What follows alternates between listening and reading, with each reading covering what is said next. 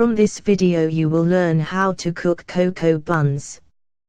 2 tablespoonfuls of butter, 1/3 a cup of sugar, 1 egg, 1/4 teaspoonful of salt, 1 cup of scalded milk, 2 compressed yeast cakes softened in 1/2 cup of warm water, 1/4 teaspoonful of extract cinnamon, 1/2 cup of breakfast cocoa, 3/2 to 4 cups of flour. Mix in order given, having dough as soft as can be handled.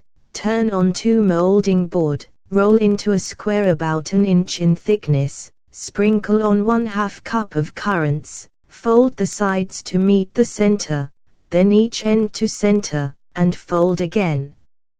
Roll as at first, using another 1/2 cup currants, fold, roll and fold again. Place in a bowl which is set in pan of warm water, let raise 40 minutes. Shape, place in pan, let raise until doubled in size. Bake 15 to 20 minutes. As you take from oven, brush the top with white of 1 egg beaten with 1/2 cup confectioners sugar. Let stand 5 minutes. Then they are ready to serve. Happy cooking and bon appétit! Please subscribe for more videos and thank you for watching.